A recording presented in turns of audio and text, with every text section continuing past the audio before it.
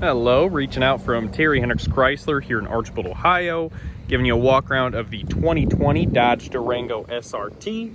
This is a fresh unit, so it has not yet been through our detailing process. However, I'm going to give you as much insight as possible here as to the overall cosmetic condition, which you can tell here as I make my way around. It's very, very good overall. Looking for any cosmetic impurities that might stand out.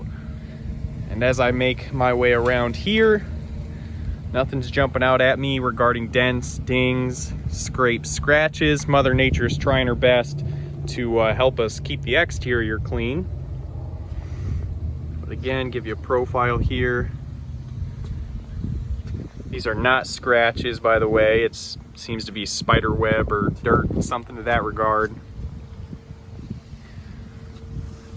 And wheels and tire tread are solid. Wheels, no excessive curb rash or anything to that regard that I noticed. Front bumper's in good shape. The hood, no tremendous bug etching, stone chipping, or anything like that. Now we'll make our way here onto the interior.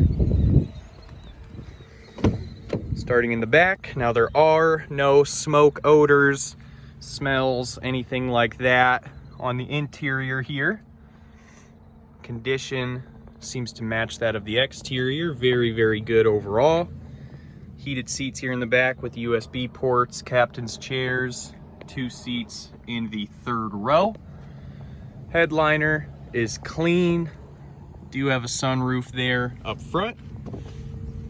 And then we'll pop into the driver's seat here. Power seats. Condition, again, no rips, no tears, no punctures.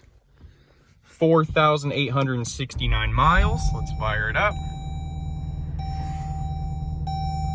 No lights on the dash there, as you can see.